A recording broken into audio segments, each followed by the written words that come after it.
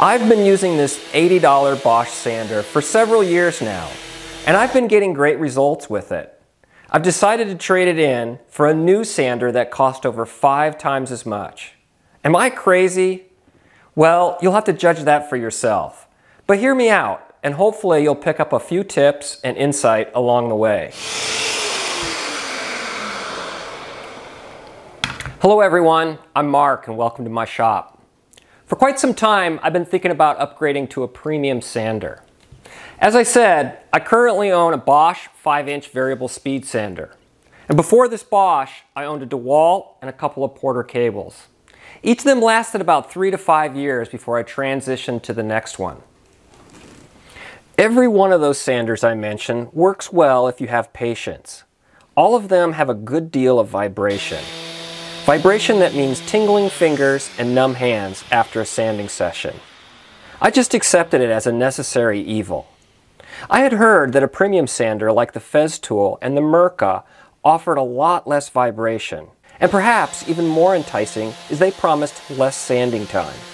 I finally decided on the Festool ETS EC 150 after reading several reviews, and because I already own several Festool tools and I've been pretty happy with them. What I got stuck on is they offer the same sander in both a 3mm and 5mm orbit. Supposedly, the larger 5mm orbit model is faster and more aggressive, but the 3mm would be a best choice for fine finishes. Well, I wanted both, so which one would be better? A lot of my work involves veneer plywood.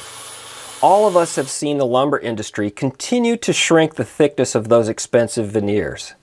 They are so thin now that you have to be extraordinarily careful with them. I decided to take advantage of the Festool 30-day trial warranty. They offer a full purchase price return for the tool if you're unsatisfied with it. No questions asked. I ordered both machines and I was set to conduct my own head-to-head comparison. The two sanders are nearly identical. Obviously, the big difference is the orbit size, which is the size of the tiny random oscillation circle that each of them makes in millimeters. They are clearly marked on the top of the sander with a 3 or a 5. They both have the same 400-watt variable speed DC motor, the same low-profile design, great ergonomics, and terrific dust collection when connected to a vacuum. The only other difference is the sanding pad. The 3mm comes with a softer, slightly taller pad over the 5mm.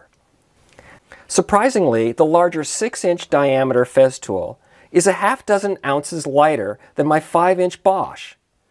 Something I know I'll appreciate when sanding on vertical surfaces like cabinets and trim on the job site.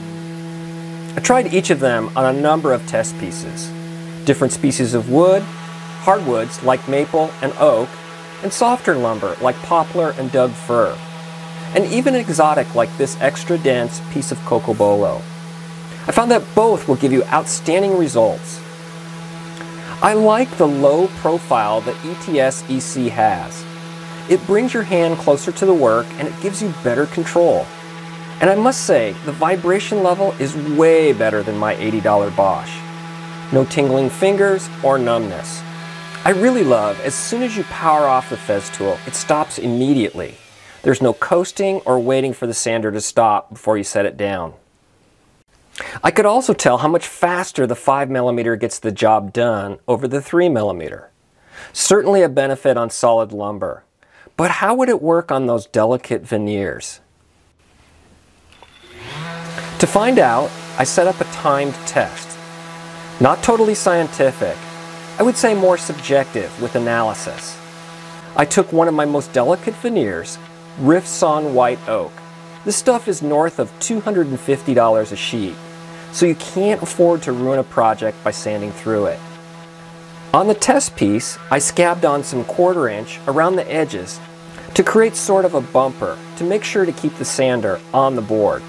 I lifted the sander every 30 seconds or so to check how it was progressing. At the 4-minute mark, the core was lightly showing through. I stopped at 4:30 and the veneer was clearly showing. I then switched to the 5mm. In just 2 minutes, the core started showing through. In another 30 seconds, it was wiped completely clean. That's very aggressive. So the 5mm was nearly twice as fast. I had read that the 5mm ETS EC sander approximated the random orbit mode on a Rotex 150. I happen to own that beast of a sander, so I tried one more test using the Rotex. One thing for sure is the Rotex felt like holding on to a beehive compared to the ETS EC sanders. It managed to sand through the veneer at 4 minutes as well.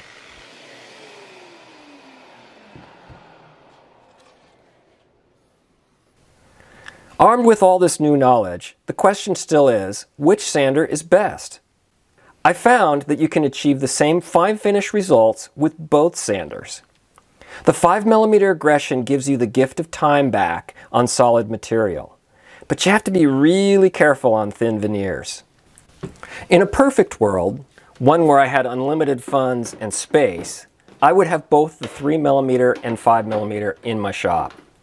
Exactly what Festool would like me to do. Unfortunately, I can only afford to keep one of them. I went back and forth several times as I was creating this video. In the end, I decided to keep the 5mm and send back the 3mm. I really like shortening up my sanding time.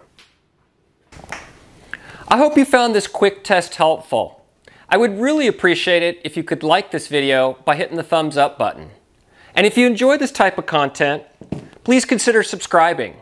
Thanks so much for watching and joining me in my shop. Until next time.